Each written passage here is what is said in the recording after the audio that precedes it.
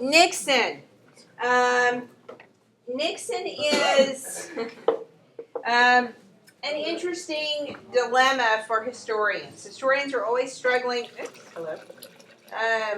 Are always struggling with how to interpret him because some of the things that happened are positive in his administration, and some of the things are not. And of course, Watergate becomes the issue by which his entire presidency is judged.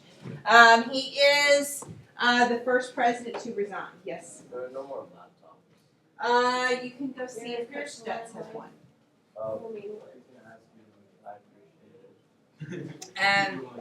All right, so let's talk about Nixon. Remember, he's elected in '68, in part because, LBJ's not running. Vietnam has kind of overwhelmed his presidency. And so Nixon's running. Robert Kennedy got assassinated. And Hubert Humphrey, of course, was not a particularly attractive candidate. And so Nixon's going to come in with a promise that he's got a plan to get us out of Vietnam. And he does, kind of.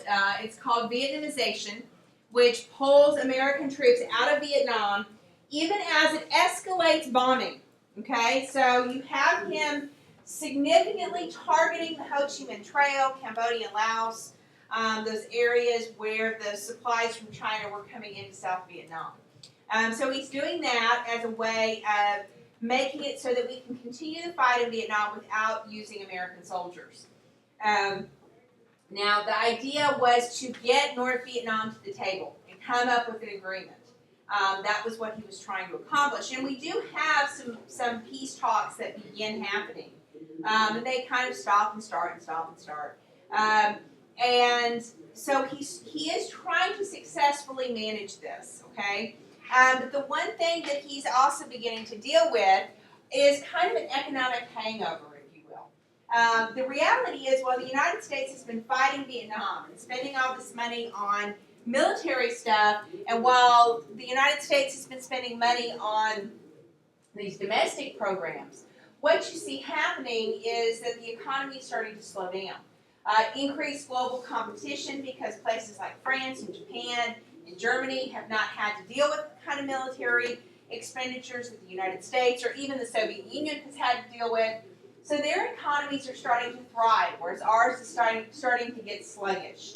And he recognizes that this military spending is not beneficial. So he wants to find a way to get us kind of pulled out of that.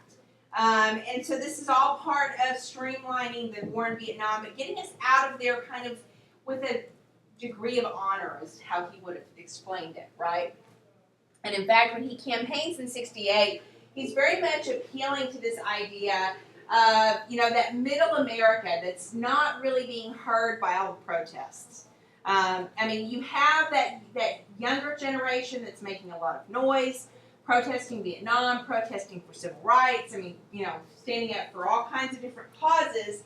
But you also have a lot of ordinary Americans that are just kind of going about their business, that don't understand and feel frustrated with the level of kind of chaoticness and what they perceive as law breaking. Okay, so there's a lot of kind of frustration with that.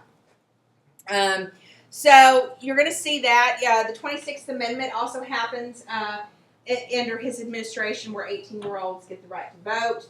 And this is probably part of why he's going to be a little bit nervous in '72. Although truthfully, by '72, most people were pleased with the fact that Vietnam was scaling down. You're starting to see agreements to get us out of the war, to get American troops completely removed. So that stuff is starting to develop. You see him beginning to normalize relations with China, have detente with the Soviet Union. And all of this is beginning to work to make Nixon's foreign policy look very successful.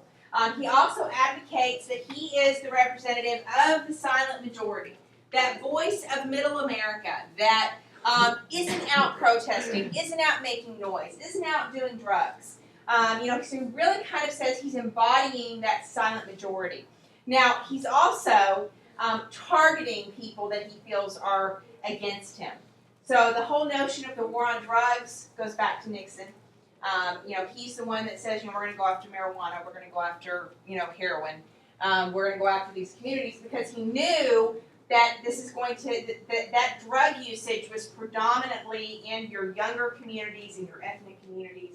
And so, there's an intent there, okay, which is kind of one of the aspects of the war on drugs that isn't always talked about, right? And he certainly frames it as, we're protecting families, we're protecting children. And it's not that that's wholly untrue, it's just that there's very definite proof that he wanted to target those particular populations with his war on drugs. So you're going to see him doing that. You're also going to see him changing the way the federal government works. We had that Great Society get created under LBJ, this massive expansion of the federal government with housing assistance and food stamps and Medicare and Medicaid. So you create this massive federal bureaucracy, okay, which is inefficient, right? So you have all this inefficiency going on. And what to do about it? How do we respond to that? Well, Nixon's answer is to start turning over some of the power to the states. And of course, part of the problem for LBJ was that he creates this big, great society, but then Vietnam overwhelms his presidency. And he's not able to go back and tweak and use his power of influence to tweak these programs to cut out the things that aren't working, which is what you saw happening with the New Deal. So Nixon's going to come in and he's going to say, I have the answer, right? We'll take these programs, we'll give it to the states, we'll let the states administer it. Which is meant to fulfill kind of the idea of the 9th and 10th Amendments and kind of the separation of powers between the federal government and the state government and all that kind of stuff. Now, so that's the good side of it, right? Let the local communities distribute these funds as they see fit, which was something you saw happening during the New Deal. But the other downside to this is that you also have states that have problems with corruption, that have problems with racism, that are still working out the vestiges of Jim Crow segregation. How does that work within this new federal system? So there's some pros and cons to this, okay? And a lot of times when he kind of builds this new federalism, a lot of states are going to read into that the big bad federal government's going to stop telling them what to do, which is a theme that we've seen come up pretty frequently in U.S. history.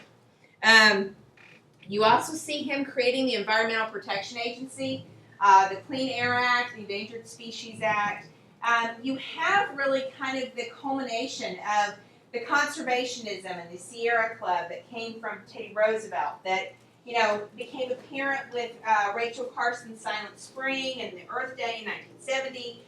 You're going to see him really kind of embracing this somewhat as a nod to liberals, but also as a nod to the fact that we cannot escape that after World War II, with the faith in science, the faith in manufacturing that existed in the United States, there had not been a lot of concern about the environment. Whether it's the expansion of the suburbs and the unintended effect on animal populations by expanding this, we know what urban sprawl looks like, right? I mean, the idea that these cities get bigger and bigger and bigger, and the pollution and, the fact that there's, we displace animals and all that kind of stuff, or honeybees, or, fill in the blank of natural thing, right? We know that's an impact. Well, what you see under Nixon's administration is a recognition that, maybe we need to kind of study this and monitor this. So he's going to create the EPA. We're going to have regulations that control air and water quality. Now, the EPA is a controversial agency. So I think it's interesting to recognize that it's created under Nixon, who is this big Republican, right? Very kind of conservative kind of guy. And he's going to create this organization that has since become very questioned because a lot of people see it as using too much government oversight. That it goes beyond its role as kind of a studying agency and a recommendation agency, as one that limits and controls businesses and tells people what they can and cannot do. So just understand that the EPA has a lot of question marks around it.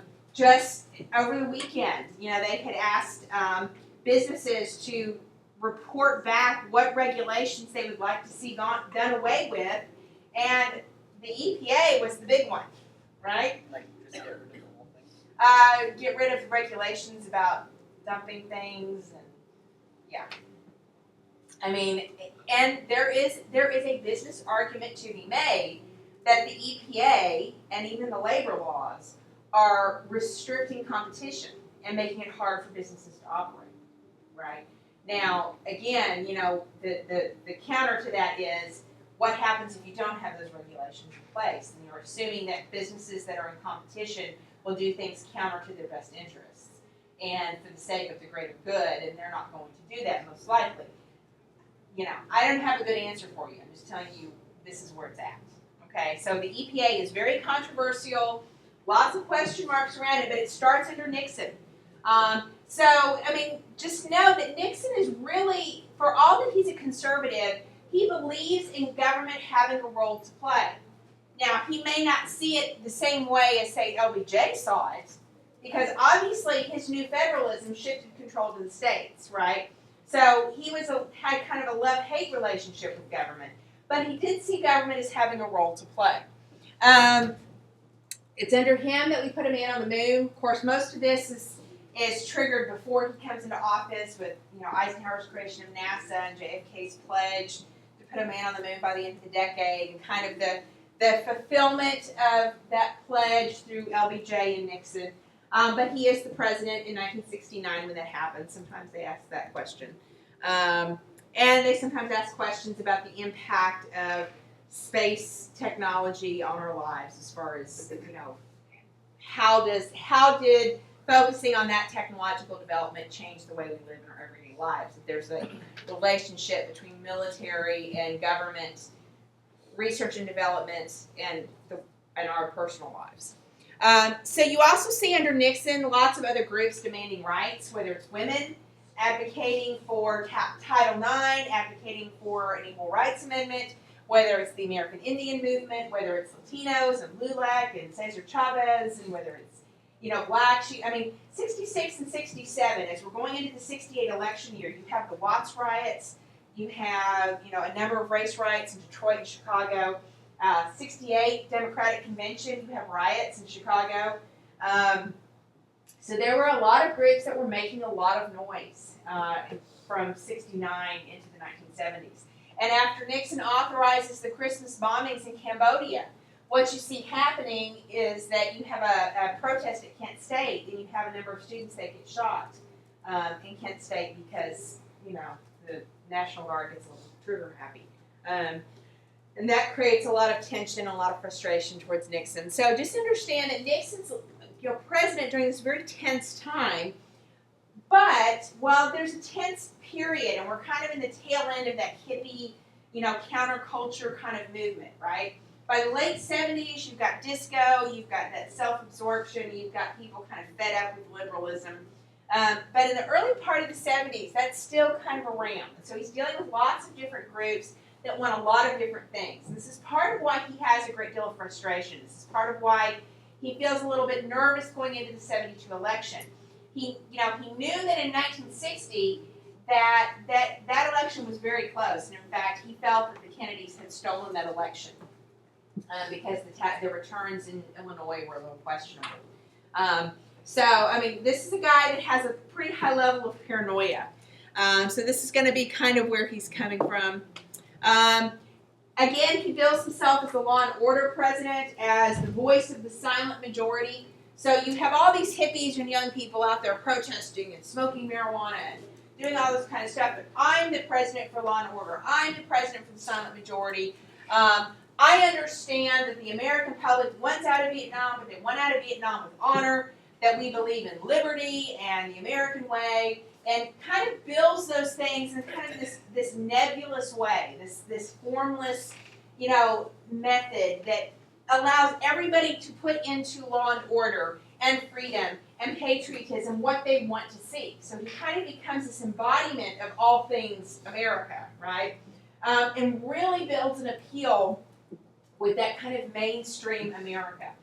So that's where the core of his support is going to come from. And so some of that mainstream America has a lot of frustration with shifting social values, with changing family structures, with young people who are protesting and living in communes or smoking pot, or women who are working. I mean, so there's a lot of kind of social angst going on and economic angst because, again, remember the economy is starting to shudder. And it's starting to shudder even more than it was in '68, okay? The burden of the Great Society, the burden of Vietnam, the overall impact of global competition is starting to slow down manufacturing in the United States. And it's creating a problem. And so people are feeling a great deal of frustration. And so when he promises law and order, he promises to do something about the protests, he promises to do something about the drugs, right? Many ordinary Americans find that appealing. They want to have a sense of security because the world in which they live feels very kind of discombobulated. So you have that happening. Again, he's, for all that his domestic policy is going to be an issue for him, his foreign policy is largely a win. He and Henry Kissinger, his National Security Council advisor, are going to usher in a period in American foreign policy that's really, what can you do for me? What's in our best interest? Not so much, oh, you're a communist, we can't talk to you, but what is in the best interest of your country and our country, and how can we find a way in which those best interests align? And so this is where you're going to see Kissinger and Nixon begin to reach out to places like China. So if you've watched Forrest Gump and the ping pong team, so that's real. I mean, Forrest Gump's not real, but the ping pong team was real. And that's kind of seen as that first foray into developing a conversation with China. So this is where we get the idea of normalizing that relationship, where we sit down, even though they're a communist country. We're not going to let that stop us from talking to them about how to have a business, how to be a part of a global community together. So you're going to see him talking about this kind of engagement and negotiation. Now, the conversation with China is going to put pressure on the Soviet Union. As long as the U.S. wasn't talking to China, and remember, we had a long kind of complicated history with China going back to the Chinese Exclusion Act. As long as we weren't talking to each other, that was a win for the Soviet Union. They don't really like China. China doesn't really like the Soviet Union. But as long as the United States didn't know that, everybody was happy. But if the U.S. and China are talking, then it's going to become very apparent that China and the Soviet Union don't see eye to eye. And that's going to create a wedge. So the Soviet Union is going to get very, very nervous about this. And this is going to lead to what we call détente, a cooling off, an easing of tension between the United States and the Soviet Union, where things are really going to kind of settle down. And you're going to see the Strategic Arms Limitation Treaty, or SALT. We're going to start de-escalating nuclear weapons and try to address those issues. And the idea is that we need to stop spending so much on military stuff. That we have to start cutting expenses, and that this is a big drain on the economy. And to what purpose, right? Because we need to be focused on global trade, right? We have the General Agreement on Tariffs and Trade. We've got, the World Trade Organization, the UN. We've got all these things in place. But because we keep focusing on the Cold War, we're not able to really shift our resources that way. So that's what kind of the overall purpose is. And so this is going to begin to ease those tensions with the Soviet Union. At least until Ronald Reagan comes in. So that's really Nixon's big foreign policy win. So détente, normalization, kind of wrapping up Vietnam. Those are the things that that are big wins for him. EPA is, depending on your stance on the EPA, is typically considered a big win. New federalism, considering, depending on your stance on the role of the federal government and social safety net, you could consider that a big win because it shifts power away from the big government down to the state government. So really his presidency is highly successful in many, many ways. Except Nixon is very, very paranoid and nervous and has kind of this, I am the president and what I say goes. And if I am the president, then the laws don't necessarily apply to me the same way they do to other people. Of course, even though he does take an oath that says, I will uphold the Constitution, but so he's very paranoid, has this long, very challenging, difficult political career going back to like the late 1930s. And so he was part of the House Un-American Activities Committee that focused on kind of emerging Nazism in the United States and emerging communism. So he always kind of had this very pro-America, very, espionage kind of mindset. Okay, this is kind of where his training as a legislator had been. He'd also faced a number of difficult political campaigns, so he was known for using some underhanded tricks at the state level. I mentioned his checkers speech, right, where he gives that speech about the dog checkers, and he gives back the campaign money because he got in trouble with that in the 1952 election. Oh, but we're not giving back checkers because the girls love the dog. So he was known. People knew he was okay with some questionable tactics. Wins the '68 election, goes into '72, and is feeling a little bit nervous. Now, historically, historians can look back and say there was no reason for him to feel nervous, right? Most of your hippies and young people were starting to either check out and feel kind of frustrated with the slow pace of change, feel frustrated with Nixon and the Democratic options that they had. You had a lot of ordinary Americans that were starting to gravitate, even people that were typically voting Democrat. And remember the role of the profound shift of the civil rights movement that takes the South, that had typically voted Democrat, and begins to pull them in the direction of the Republican Party. And that started in '68 thanks to George Wallace. So, when you step back as a historian and you look at the '72 election, you're like, yeah, he didn't really have anything to worry about. Now, that's taking presentism, right? That's me looking back, and I can see the whole story. He's not going to see that. So what he's looking at as in, I know how close, how I had to fight with the '68 election and George Wallace. I know, young people are able to vote. All of these things are going to happen. And it's going to make it harder for me to get elected. So he basically decides, or the Republican Party decides, maybe it wasn't him, somebody decides that the answer is to break into the Democratic National Headquarters and get information on their contributors and what they've got going on. Not very different from what happened in 2016 with WikiLeaks, okay, where they busted into the emails and released all that information. Same concept. Let's see what the other side's doing and release it so that way we can change what people think about that party. Okay, so that was the game plan.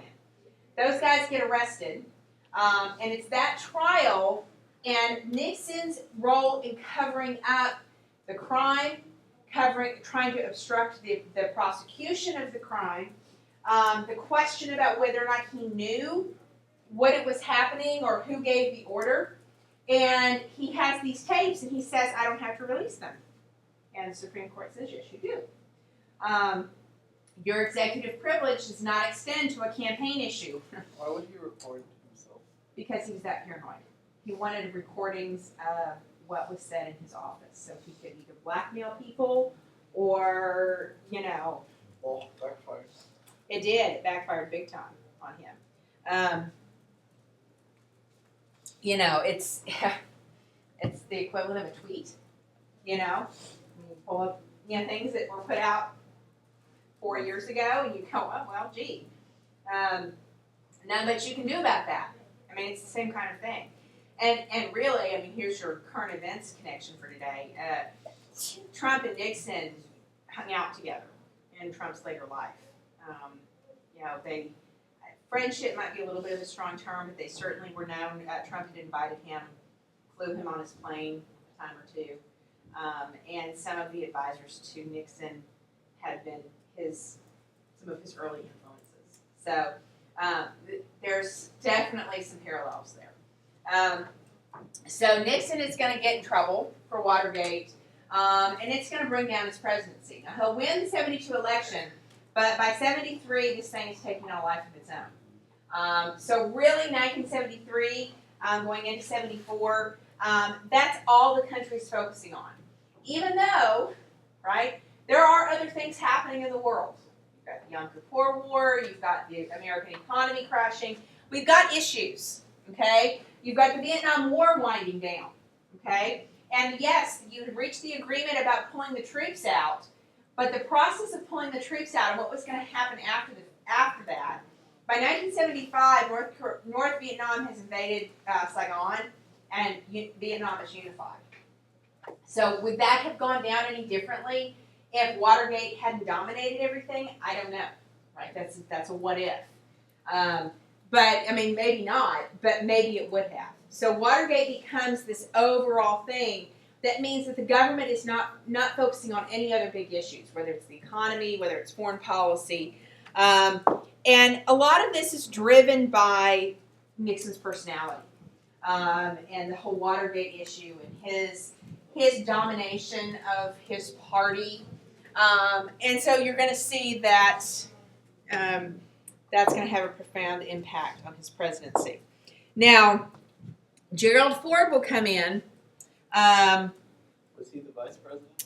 He was the Speaker of the House. One of the things that happens with under Nixon's presidency is that his vice presidential candidate in '73 will be indicted for bribery, and so he will have to step down. So this is the level of corruption in Nixon's administration: is his presidential candidate is convicted of bribery.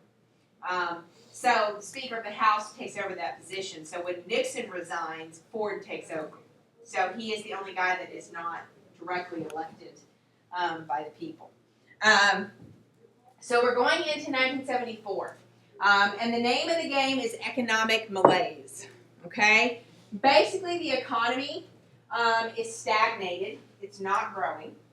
But prices are high, which those two things should not exist together. An economy that's not growing should see prices stabilizing or dropping, not going up. But they are going up because the cost of transportation and shipping is skyrocketing. A lot of this has to do with the Yom Kippur War and the OPEC oil embargo. But there's also lots of global competition coming into that. You also have really what is short-sightedness on the part of American manufacturing. You know, they've continued to create gas guzzler cars when there's been every indication that our availability of oil was declining. So that's causing oil prices to go up and all this kind of stuff. So economic problems, again, cost of the Great Society, cost of the Vietnam, the deficit plays a role in that. And what do you do? How do you fix this, right? Do we turn to military spending like in World War II? Do we turn to government programs? Do we turn to tax cuts like we did in the 1920s? What is the answer? Well, what we've seen really since the New Deal was classic government programs, okay? But after the New Deal, what you tended to see was a balance of tax cuts with government programs. Kind of let's do a little bit of both, right? So we don't do too much of one thing. And so that's what they're trying to figure out. One of the other economic problems of the 1970s is a profound internal migration. Now, we've talked about a number of different internal migrations over the course of the year. One of the big ones, especially this semester, has been the Western migration. The Homestead Act, the Transcontinental Railroad, the Gold Rush, the cattle boom. Those had attracted people to the West. So that's one major internal migration. You also have the Great Migration, where African Americans leave the South and move up to the North to take jobs, to escape Jim Crow. And along with it, bring about profound social and cultural changes with jazz music, with literature, Tin Pan Alley, all this kind of stuff, right? So you have those internal migrations. Now you're going to see that manufacturing is going to move to the South, okay? There's several reasons for this. First and foremost, the availability of air conditioning. One of the things that meant that companies didn't want to move to New Mexico for a really long time was it was hot, and it's miserable in New Mexico, and nobody wanted to live there. So what do? Well, by the time you get to the 1970s, air conditioning is widely available, and so living in New Mexico or Arizona or West Texas or South Texas is not nearly so miserable and uncomfortable. That on top of the cheap labor that was available in the southern states, as well as favorable tax policies at the state and local level, meant that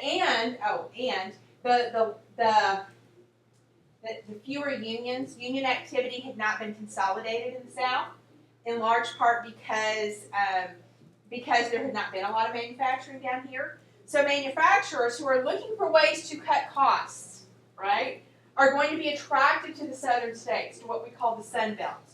And they're going to start moving down to the Sun Belt, increasing population centers down here, increasing manufacturing. I mean, look at Frisco, right? Frisco's booming. This is all part of that. And we still deal with this Rust Belt to Sun Belt migration today, okay?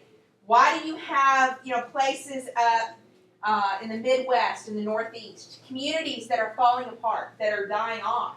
Because the factories have moved away. And the factories are closed. And now you have families that don't have job opportunities anymore, that are just out of luck. These are the people that are angry, that want jobs to come back to the United States. But the problem is, these are manufacturing jobs that really, in a lot of ways, were attracted to the South, not always overseas. And workers are replaced by robots and by automation. So, I mean, there's profound shifts that have happened because of this Rust Belt to Sun Belt movement. And it has depleted these communities up north and in the Midwest of, manufacturing centers. It has a profound impact economically, creates social needs up north that don't have the tax base to support them. It also shifts the power structure.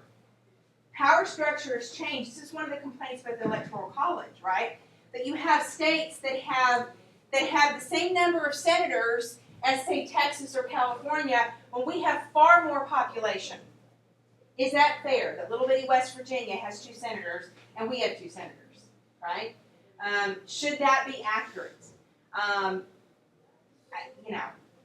don't know.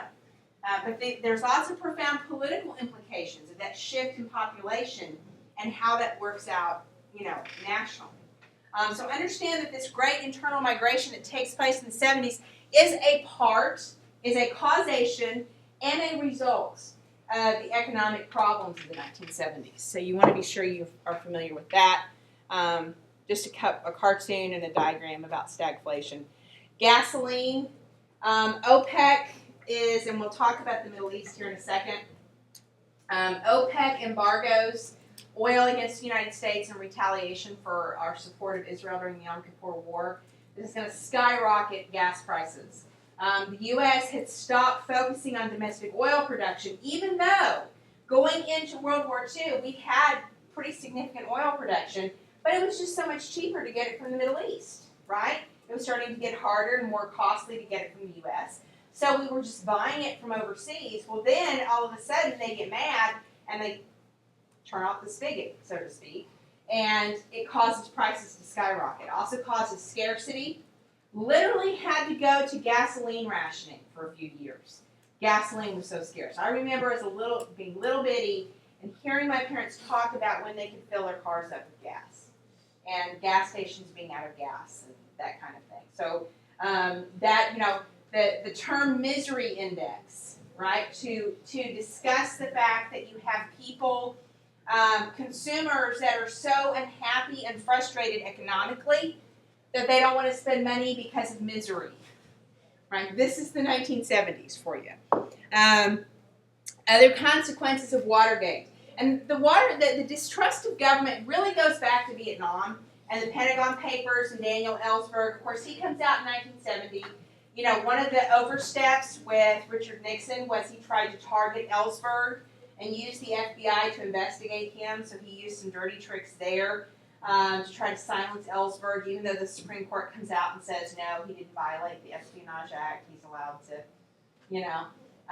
And what that showed was that the government had not been telling the truth to the American public about Vietnam, about what was happening. And so there's a lot of frustration with that. There's frustration with Watergate. There's this real sense that the government cannot be trusted. So this world that you live in, where there's kind of this perpetual, it's the government, right? That goes back to the 1970s. right? This is the result of Nixon and Watergate and all that kind of stuff. And again, lots of frustration with social movements, with world events, with Vietnam, with the Middle East, all this kind of stuff. People are just frustrated, right? They just want the world to go smoothly. And so, this is all kind of part of the 1970s and the frustration. Gerald Ford will take over. Again, he was Speaker of the House, becomes Vice President. Then when Nixon resigns, he becomes President. He pardons Nixon completely because he says, you know what, we need to move on. We need to end the national nightmare. We need to get past Watergate. We've got real economic issues. We've got global issues we need to focus on. And he was not wrong. Now, there are a lot of young people that this fosters their distrust of government because they felt that Nixon should have been held accountable for breaking the law. I don't know. So Ford's going to come in. His big answer to the economic crisis was a voluntary program called Whip Inflation Now, or WIN. If Americans all work together and we grow our own food and try to save costs and cut energy use, you're very classic Hoover-esque. Let's all cooperate together and we'll get through this economic crisis. Doesn't go over very big. Not seen as particularly successful. Of course, he's only around from 74 through 76. He does campaign for the Republican presidency in 76, but loses to Jimmy Carter. His big foreign policy win is going to be the Helsinki Accords, where essentially he says, we recognize Eastern Europe. Kind of this continuation of easing of tensions, right? Really kind of the U.S. going, we give. We're going to stop kicking and screaming about Eastern Europe and the Iron Curtain and all that kind of stuff. So that's what you see happening with the Helsinki Accords. So Ford's presidency, there's not going to be a whole lot about him on the STAR test other than maybe him, not actually running, not actually winning as a presidential candidate. So he's competing against Jimmy Carter in 76. Jimmy Carter is embraced largely because he is seen as an outsider, right? He is a governor from Georgia. The perception is that he's this, he's a fine, upstanding man, and he is. He's very evangelical Christian, claims to, very, very honest.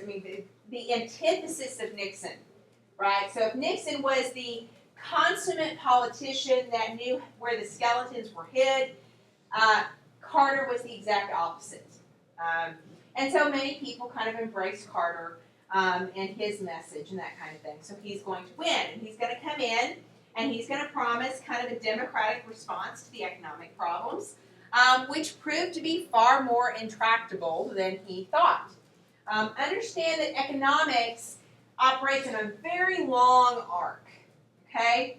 So the economy very rarely is triggered. I wouldn't say it's never triggered, but rarely is it triggered by one singular thing. Okay? The economy is about the accumulation of factors over a decade.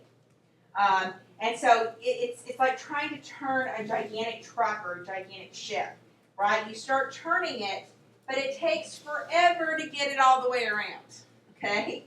That's what the economy is. So the problems that got us into the 1970s economic malaise are these big, massive problems that are going to take a while to turn around.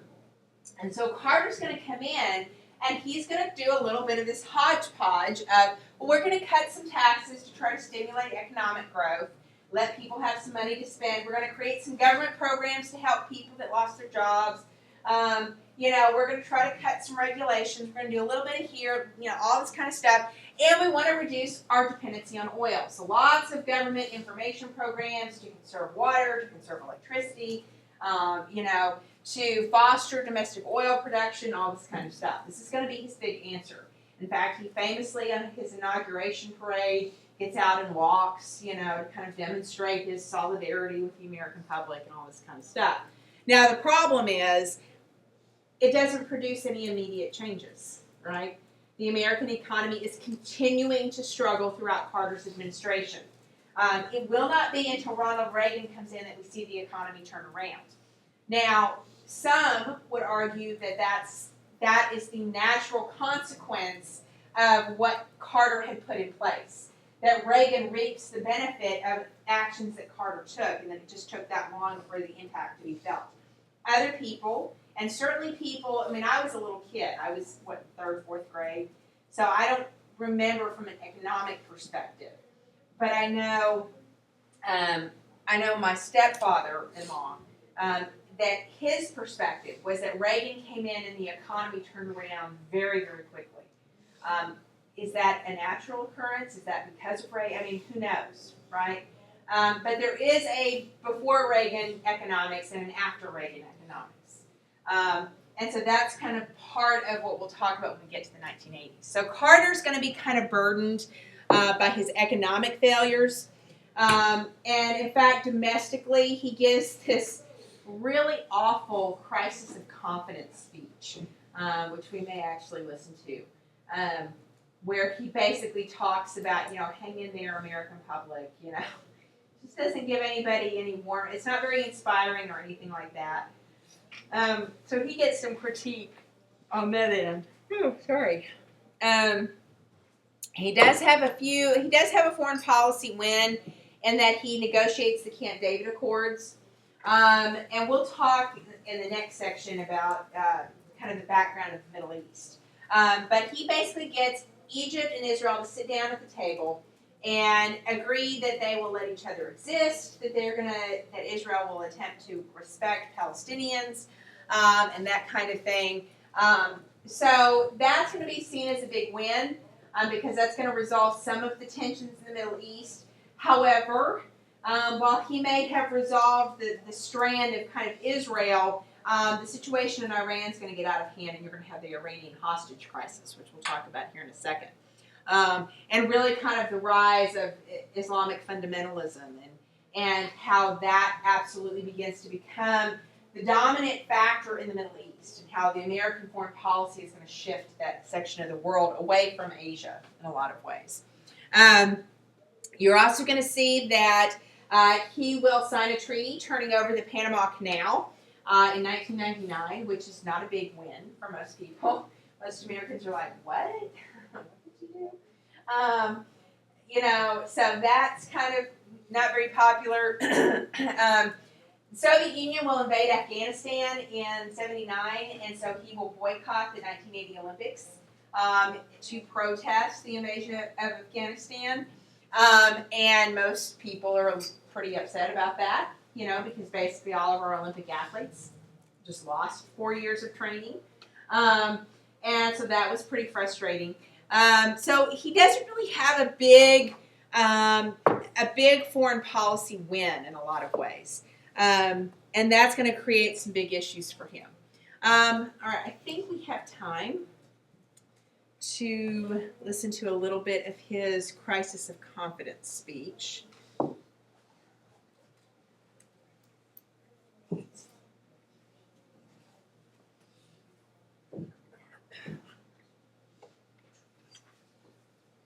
evening. This is a special night for me. Exactly 3 years ago, on July 15th, 1976, I accepted the nomination of my party to run for President of the United States. I promised you a president who is not isolated from the people, who feels your pain and who shares your dreams, and who draws his strength and his wisdom from you. During the past 3 years, I've spoken to you on many occasions about national concerns, the energy crisis, reorganizing the government, our nation's economy, and issues of war, and especially peace. But over those years, the subjects of the speeches, the talks, and the press conferences have become increasingly narrow, focused more and more on what the isolated world of Washington thinks is important. Gradually, you've heard more and more about what the government thinks, or what the government should be doing, and less about our nation's hopes, our dreams, and our vision of the future. 10 days ago, I had planned to speak to you again about a very important subject, energy. For the fifth time, I would have described the urgency of the problem and laid out a series of legislative recommendations to the Congress. But as I was preparing to speak, I began to ask myself the same question that I now know has been troubling many of you. Why have we not been able to get together as a nation to resolve our serious energy problem? It's clear that the true problems of our nation are much deeper than gasoline lines or energy shortages, deeper even than inflation or recession.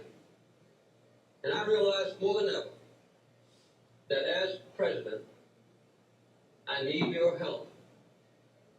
So I decided to reach out and to listen to the voices of America. I invited to Camp David people from almost every segment of our society, business and labor, teachers and preachers, governors, mayors, and private citizens. And then I left Camp David to listen to other Americans, men and women like you. It has been an extraordinary 10 days. And I want to share with you what I've heard. First of all, I got a lot of personal advice. Let me quote a few of the typical comments that I wrote down. This from a Southern governor. Mr. President, you're not leading this nation. You're just managing the government.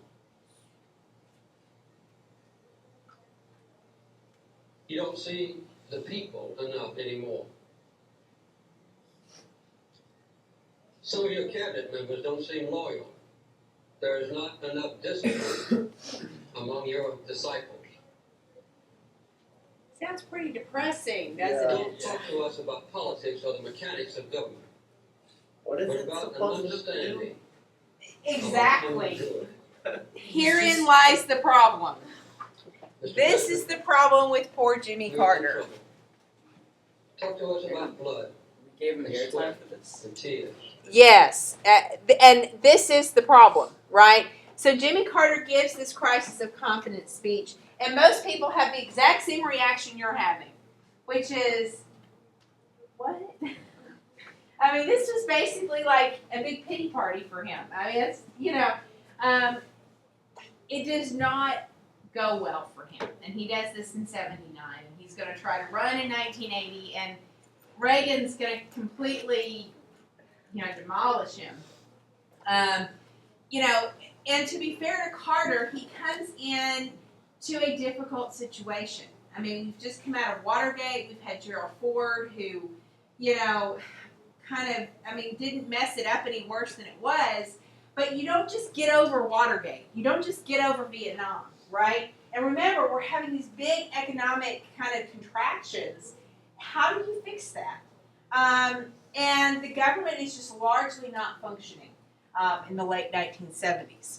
So part of the problem here is going to be the shift, we had with the détente and the shifting focus of Nixon away from the Cold War. So that tension gets lessened. But that is going to allow for tensions in the Middle East to bubble up and come to the forefront. This area that, after World War I, you have, the sarcasm on brilliance that is the Treaty of Versailles and the Paris peace talks. Sarcasm off.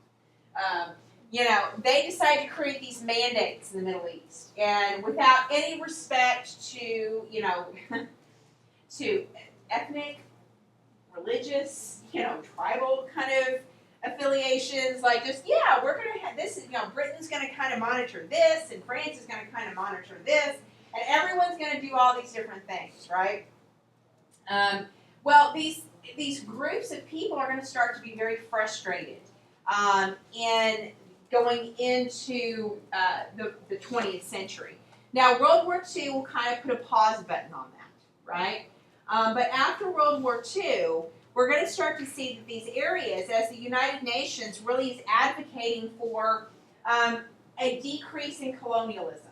So by the time you get to to the 1950s, you've got Africa, you've got the Middle East, you've got these places becoming their own countries.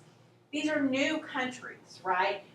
Full of all the same economic problems that other countries are having after World War II, except they don't have the long histories of managing all of that, okay? So there's lots of problems going on in these areas. And of course, Africa had its own problem. I mean, this is one of the reasons why Africa still struggles with corruption and famine and all that kind of stuff today, is because of the impact of colonization. The Middle East has a similar scenario. So you go into the 1950s, and you really have two different strands of Middle East policy, okay? You've got the Israel strand, right? The conflict with Israel and kind of that area that's close to the Mediterranean.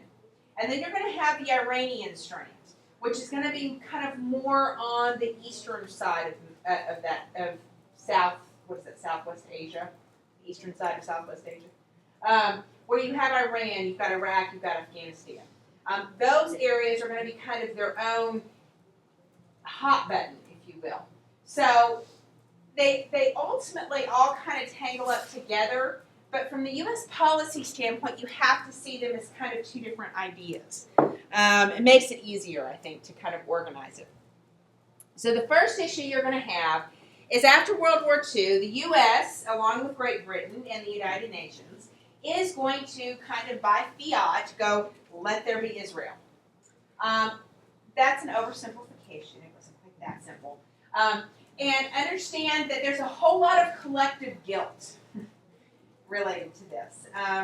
The idea of a Zionist movement goes back to the middle of the 1800s, when Jews in Eastern Europe were facing pogroms and being pushed, into France and into Britain and into Austria and Germany. I mean, the reason why you had Jewish populations in Western Europe was because Eastern Europe had been expelling them for centuries. So you have this kind of dynamic happening. In the 1800s, you have Jewish groups talking about creating Israel again, creating a haven for Jewish people to go to so they can start escaping the persecution that they had to deal with really all over the world, including the United States to some degree. By the time you get to the 20th century, going into World War II, there is a healthy dose of anti-Semitism in the U.S. You can look at State Department documents in the 1930s, when you have the rise of Hitler and you have him starting to strip citizenship away from Jewish Germans. And you see the State Department basically says, we don't want to allow Jews into the country. We've already got enough, right? I mean, yes. So, remember the St. Louis, right? I mean, people that escaped Germany and the U.S. rejects them and they end up in France and then they still end up going to a concentration camp. So this is the kind of collective guilt, and Britain did the same thing, okay? Now, in 1948, the U.S. is the big dog, right? Even the Soviet Union in 1948, for all that they're starting to develop their nuclear weapons, they're not quite there yet. We're starting to get into that Cold War stuff, but we're not quite fully developed yet in 1948. So when the U.S. is going, yeah, we need to create Israel, the rest of the world's going to say, yeah, okay, sure. And so we create Israel. Well, that's going to create some tensions because they're taking that land from other places. Draw a line. Well, we partition because that's the answer for everything after World War II. Let's draw lines. You stay on your side of the room and we'll stay on ours. And nobody will fight, right? What do we do with the people? Like, just say you have to go over there now? You either have to go over there or you now live in Israel. And if you're a Palestinian and you're Muslim, you're probably not going to be super enthused about that, right? It's going to create some tensions and some problems. And on top of that, on top of creating this, and you've got these people, individuals that struggle with it. You've got, national entities, states like Egypt, like Syria, like Saudi Arabia, that go, wait a minute, we didn't have a say in this. You didn't listen to us in this, and we're done with that, right? Been there, done that, got the T-shirt. You should be listening to us. So there's a whole lot of kind of complicated things going on here in this creation of Israel. So, U.S. leads the, yes. U.S. leads the way by its recognition of Israel. Very quickly, the Arab-Israeli War is going to break out. Israel will hold its own largely with the assistance of U.S. military goods and technology. And so this is, again, we're going to go to the partition system, which is a hot mess, as you can tell. 1956, again, so that's 48. Arab-Israeli War kind of simmers down. Things are kind of coming along. These Arab countries that are beginning to kind of try to formulate and be part of the global community want to start nationalizing oil, particularly. In the case of Egypt, they want to nationalize the Suez Canal, which, if you remember from world history, was a French-British kind of building project, right? And so Britain's not real crazy about this whole let's nationalize the canal. And so when Egypt basically takes it over, when you've got, Nasser, comes in and says, you know what, we're going to just take it over, too bad for you, Britain. Britain and France threaten to go to war with Egypt, to which Eisenhower says, everybody needs to back off, right? Just let it go. But one of the things that you see happening here, remember that Eisenhower's a big fan of the CIA and covert operations. So he's not going to be okay with Britain and France saying, hey, let's go have an attack in Egypt. But you are going to see that he will allow the CIA to overthrow Mohammad Mossadegh, the democratically elected leader of Iran. So while we've got this kind of Israel, Egypt, western part of Southwest Asia, you've got the U.S. responding a little bit differently in that eastern part by organizing this coup, encouraging Mohammad Mossadegh to be overthrown, bringing in the Shah of Iran largely as a puppet. The Shah of Iran runs Iran basically as a dictatorship, tries to forcibly westernize much of the country, which does not earn him a lot of goodwill with the communities there that tend to be very conservative kind of. And Iran's different because there's a long, complicated history of Zoroastrianism and all this kind of stuff. So for them, the role of Islam is a little bit different, but you still have these very conservative Islamic groups in Iran, and they're not going to be particularly thrilled with the Shah and kind of this retrenchment of this Western, i.e. kind of Zoroastrian influenced kind of Iranian leadership. And he's not leading the entire people, that he's basically forcing everyone to play along with what he wants. And he's doing this in large part because he's being supported by the U.S. at the behest of Great Britain to prevent the nationalization of Iranian oil. And so you've kind of got this weird kind of system happening in the 1950s. So the Suez Crisis is going to, again, kind of pop up. But remember that for Eisenhower in 56, you're talking about the beginning of the Civil Rights Movement. You're talking about, we're starting to get to, concerns, Cold War tensions, what Sputnik's in 57. So he's got bigger things on his plate besides worrying about, what's happening in Egypt. Plus, Eisenhower doesn't like sending soldiers, right? Remember when he wins in 52, it's largely because people want to get our soldiers out of Korea. So we don't want actual boots on the ground, right? It's one thing to orchestrate a coup in Iran. It's another thing to have Egypt fighting with Britain and France and threatening to pull the United States in. So, fast forward 10 more years, you're going to have, in 1967, the Six-Day War, where essentially Egypt, Jordan, and Syria are going to attack Israel. Israel is going to fight back and essentially at one point control all of this, right? They will release the Sinai Peninsula, but they still maintain control of the West Bank and the Golan Heights. Back of the Sinai Peninsula? Egypt does, I believe. And it was a real threat. I mean, the Six-Day War, again, Israel's getting a great deal of economic and military support from the United States. And clearly they stood up to this attack, held their own. But again, when you think about Vietnam, you think about kind of the global implications of what's happening at home, the Six-Day War is going to like again, like really, like another problem. We keep having these eruptions, and so the Middle East is, after World War II, is frequently having issues. It's not having these long sustained peace, so you're going to have that. Then this is going to lead to 5 years later the Yom Kippur War in 1973, and this is what I was mentioning triggers the reactions by OPEC, right? Where OPEC is going to basically embargo the oil because they are tired of the U.S. basically financing and sending military equipment to Israel. And so Egypt and Syria launch this attack. Saudi Arabia and OPEC are going to respond to U.S. support by cutting off the oil. And this is going to finally push our economy kind of over the cliff a little bit. And we've been struggling anyways, but by 1973, and of course this is in the midst of Watergate and all that kind of stuff.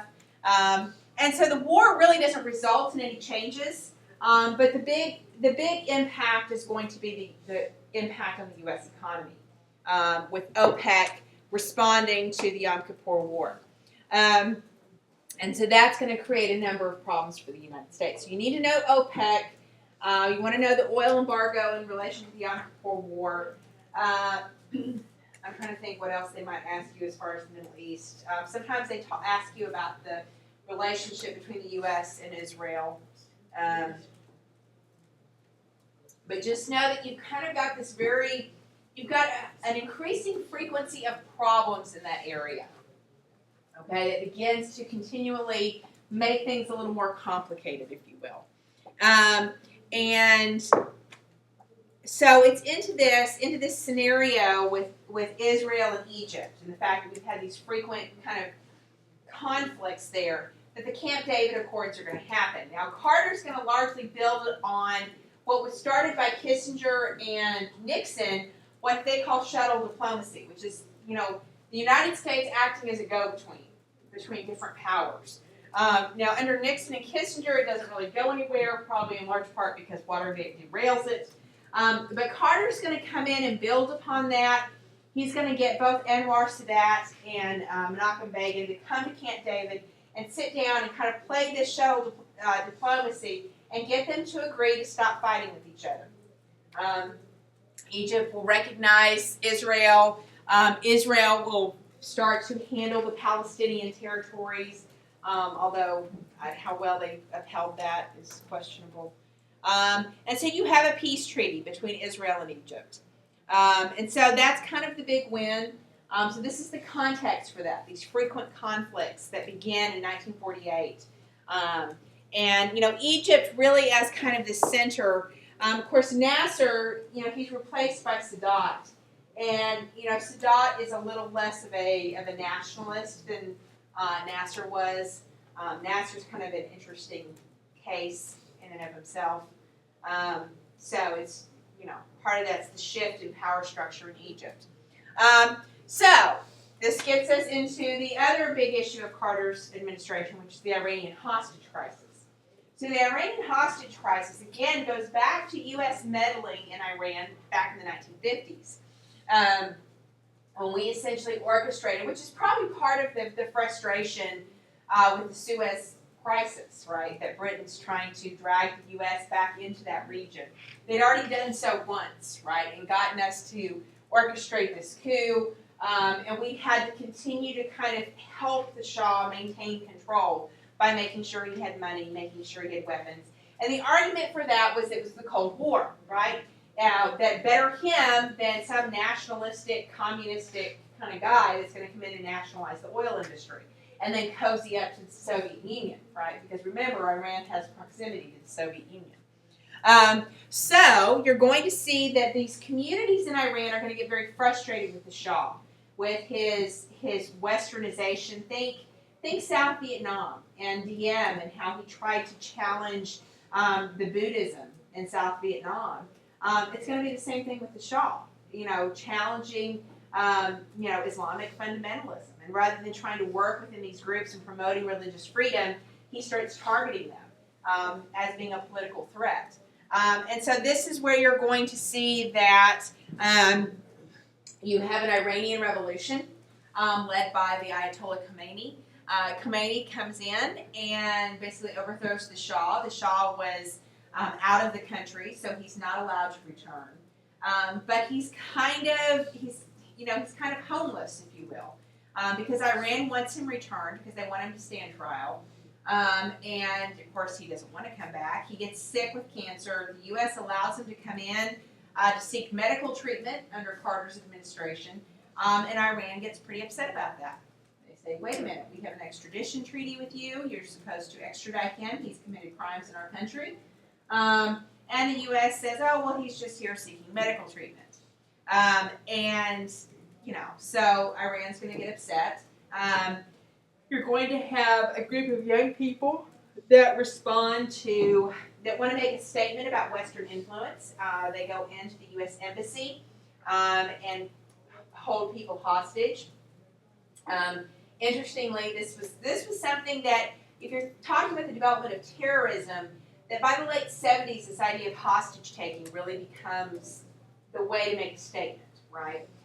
So they take these hostages, and they're supposedly trying to work out an arrangement to release them when Jimmy Carter authorizes what he called a rescue attempt. Now, from the Iranian perspective, it was an attempted coup.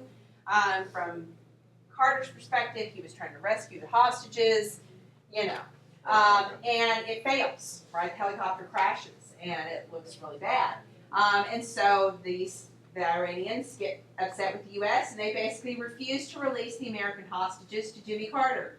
So they will not release the hostages until Ronald Reagan wins the election. And so when Ronald Reagan takes the oath of office, the hostages are released. So again, this is kind of an embarrassment for Jimmy Carter. It makes him look very weak and bad. It also notes that Reagan will have a different relationship with Iran. Wasn't there did you ever see the movie Argo? I have. Was that based off of? That is a true portion of, but I mean it's Hollywoodized, but there really was a rescue of 3 or 4 people. Yeah. But they still had a number of several. Did they just go marching in? Yes, basically. They never, what was funny is every indication says that they did not expect to take hostages and keep them. They expected to go in and tear the place up, right? And kind of scare people a little bit. Well, then it just kind of begins to get a life of its own, and then when Carter sends them the helicopters, it just makes them furious because they're so tired of American meddling. And again, this is the result of Cold War policy of the United States saying, "Oh, well, we can't risk, this country embracing ideas that aren't what we like. So we're going to manage and control them." Right? I mean, we do the same thing in a number of different countries. Do we stand for self-determination or don't we? I mean, you saw it in Korea, you saw it in Vietnam, and it's a real kind of foreign policy question. The U.S. can never quite seem to decide how it feels about that. I mean, you think back to Teddy Roosevelt and imperialism. How did we feel about Cuba deciding its own fate? I mean, we don't know. We say self-determination, and that's great for us. Self-determination as long as it's democracy. And not even democracy, but the kind of democracy we want, a democracy we approve of, democracy that helps us politically. Because if you're democratic and you align yourself with the Soviet Union, that's not okay, right? Think Cuba, right? This is the issue. So that's going to be a big lose for him. By 1980, you're going to start to see more and more problems happening in the Middle East. You're going to see Lebanon becomes a bigger issue. You have a civil war there. The Palestinian Liberation Organizations based in Lebanon, they create a lot of havoc against the Christian minority and that kind of thing. So the U.S. and the UN are going to send troops in. You're going to have a security zone there. And in 1983, your first kind of major terrorist attack along the lines of what we know, what we've grown up with, which has to do with bombs, suicide bombers. And that's going to be the Marine barracks in Beirut, Lebanon. So we had Marines stationed there, and somebody's going to park a van loaded with explosives, and it's going to kill 200 and something Marines. and some French as well. So, I mean, this is where you begin to see this idea of using bombs. So we go from hostages to bombs. You're going to see people putting bombs on planes. So there's this progression in terrorism of people that are frustrated with American policies, and particularly American policy in the Middle East and how it's manifesting itself, and what people see as the contradictions. And, you know, oh, we want self-determination, but it has to look like this, right? It has to follow these rules. What was our response to that? I'm trying to remember. Reagan gives a speech. We basically the UN kind of cracks down and sends more troops in, and then over time we begin to pull back out. We don't have a significant response. It's not like a "you struck us," you know. It's not a Toby Keith song, okay? It's not that. It's much more diplomatic, much more working within the United Nations and that kind of thing. Now, what's interesting is, so I mentioned in 1980 that we boycotted those Olympics. Well, what's going to happen is in '79 when the Soviet Union invades Afghanistan, and this will really kind of gather steam under Ronald Reagan. We'll begin to send weapons to the Mujahideen in Afghanistan who are fighting the Soviet Union because, well, this is part of the Cold War, right? We're trying to oppose the Soviet Union. Well, the Mujahideen will take the military advisors, they'll take the weapons, and they will become the Taliban after the Soviets withdraw from Afghanistan. And so they're going to encourage the creation of Al-Qaeda. We're going to encourage the creation of Saddam Hussein and a strong Iraq, even though Saddam Hussein was known for using chemical weapons. We were all okay with that when he was counter to Iran and the Ayatollah Khomeini. So even though Reagan's willing to have a conversation with Iran and occasionally work with them, we are also trying to actively oppose Iran by helping Iraq. Okay, and so it's kind of an interesting.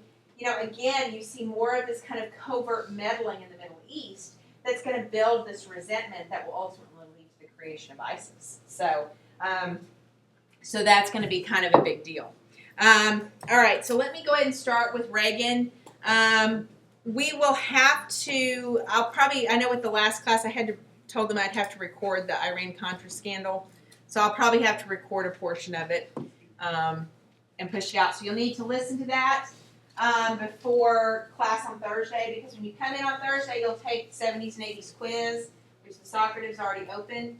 And then after the quiz on the 70s and 80s, we'll pick up with the 90s and 2000s. We'll finish the 90s and 2000s next week and hopefully have a little bit of time to talk about the review and all that kind of stuff, because the STAR test is around the corner. So, and then, May 3rd. Then after the STAR test, we work on the Eastfield Objective Essay. We have about 2 weeks, and then it's final exams. Okay? And then we're done. Then you will have survived my class. Oh my God, we can put that in already. No, no credit. Sorry. When do you want me to take that quiz I missed? This week. But other than that, just let me know. I can open Socrative. I'll have to put it in a different classroom. But I can open that. Just don't let me forget. Email me or something. All right, so let's start talking about Reagan for just a few minutes, and then I said I'll record the last part of this, and you'll listen to it before Thursday. It shouldn't be more than, it won't be more than 10 minutes. It will probably be exactly 10 minutes. But, and I'm not going to go through this quite as thoroughly as I do with regular and honors, because you guys, we've talked about this kind of all along. Understand that in the 1980s with Ronald Reagan, when he wins in 1980, he brings with him what would be called the conservative resurgence, right? Conservatism. The idea that government is the problem, okay? Government is not the answer.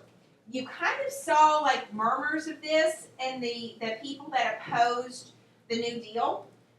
Those kind of conservatives, those kind of leftovers from the 1920s, the Calvin Coolidge types, they were still around. They had just gotten very, very quiet as we went through the New Deal and World War II and the 1950s and the Great Society and the 1970s. And Jimmy Carter really showed that this liberalism was not solving the problems. Okay, the problems were big and complicated. And as we've emerged in this post-World War II world with the General Agreement on Tariffs and Trade, with the World Trade Organization, with the United Nations, with globalization, that it was not as simple as it used to be. Okay, and so you have a lot of people questioning kind of that liberalism, this idea that government has this intermediary role. And Reagan's going to kind of become the spokesperson for this. Now, understand that the conservatism of Reagan nowadays would be perceived as liberal, right? Some of the policies that Reagan would have advocated for would be dismissed out of hand by the Freedom Caucus, okay? So, I mean, again, be very careful with labels like liberal and conservative, because sometimes they don't mean what you think they mean, and they're very big and broad. And yes, they make it easy to kind of synopsize a policy or an opinion or a person's viewpoint. But just understand that it should not be the all-encompassing only definition. Nor should it be all bad or all good. Because conservatism and liberalism can mean multiple things. It has multiple levels to it. So we understand the 1980s as being a rejection of liberalism, a rejection of government has the answer, government should be involved in everything, right? And we shouldn't control anybody's personal behavior, to conservatism that's going to advocate for certain standard social behaviors, certain social norms, as well as economic freedom and minimal government influence, okay? Which is a contradiction if you're going to enforce social norms, just saying. But just kind of understand that conservatism distrusts the government. So it's an absolute kind of, extension of the distrust that we saw developing in this post-Nixon era. Now, Nixon does kind of lay the foundation for this conservatism with his kind of law and order, wink, wink, I'm going to turn control over to the states, let you guys figure it out how you need to. You definitely see that. I mean, Nixon promises conservative Supreme Court justices, so you can see that the conservative elements begin to recognize the role of the judiciary and protecting. Remember, these are people that watched the Warren Supreme Court have this massive expansion of civil liberties, right? They've watched the government grow and expand, and so they're very wary and wary of government, whether it's the judicial branch or the legislative branch, going outside its bounds. So the conservatives are also going to look at groups like the NAACP or the SCLC, and they're going to say, you know what, we can form groups too. We can form groups that talk about our values, our ideas, and advocate for our viewpoint. And they begin to become these large kind of all-encompassing, not one specific issue. We've had specific issue groups before, the National Women's Party that said we're going to fight for women's suffrage and then we're done, right? Now, in the 1980s, with this conservative resurgence, you're going to have groups like the Heritage Foundation, groups like the Moral Majority, right? You're going to have Franklin Graham, Jerry Falwell, Phyllis Schlafly, right, that stand up and say, we disagree with a lot of these liberal ideas. They've promoted too much change. They've radically changed our country, and our country is not what we think it was. And they begin to advocate for conservative political action, right? They rely on connections with churches. Then you start to see churches and pulpits being used for political purposes in the 1980s in a way that it had not been previously. So this is a very profound conservative shift in a lot of different ways as far as how conservatives get their message out. And again, they modeled themselves very much on kind of the more liberal elements that we saw developing in the 1960s. You see something similar today, right? I mean, you had the Tea Party movement. Well, now you have a liberal movement that goes by numerous different names that's, opposing the direction of the government. So, I mean, this borrowing of concepts of grouping together, of creating political action groups, of creating spokespeople that stand up and talk about things, of using the media as a way of getting your voice out, right? These are all things that you see developing on both the conservative side and on the liberal side. And so you definitely see that. The problems of the suburbs, right? We see this impact of people moving out to the suburbs, of the interstate highway system, And the suburbs are gonna reject kind of the burden of the inner cities, the tax burdens, the school burdens, we wanna take care of our community. So again, this kind of liberalism that said we were all in it together, all of this stuff is gonna work together, is starting to break apart. And we're starting to kind of focus more on a local mentality. And everything becomes about local issues. And again, the South, the Sun Belt, in part due to the shift of the migration because of manufacturing, but also because, remember Nixon, right? George Wallace did his whole segregation campaign. Well, that's going to convince the South that they don't have to vote Democrat. And they're going to start voting Republican so that by the time you get to the 1980s, you see this profound shift in the southern part of the United States, politically speaking. Reagan's going to come in. He's going to win very, very easily in 1980, but obviously, looking at Carter's speech, no surprise. He's going to talk about a plan called Reaganomics. And his Reaganomics is a combination of supply side, cutting taxes, cutting regulation, but also military spending. And so you're going to see him doing a lot of that. Now, a lot of people, a lot of economists say Reaganomics is voodoo economics. It's not a legitimate policy. Supply side absolutely should be a piece of every economic plan. You should constantly be thinking about that. But Reaganomics was more about a sustained campaign of cutting taxes for the top earners in the country and assuming that their wealth would trickle down to everybody else. That you didn't have to cut taxes for the middle class because the tax cuts for the wealthy would help them too. Except it doesn't work that way, right? No, it doesn't. And so Reaganomics is going to have kind of a mixed heritage. So I'll finish this up and record it, so be sure you listen to it before Thursday. Like I said, I promise it won't be more than 10 minutes. Did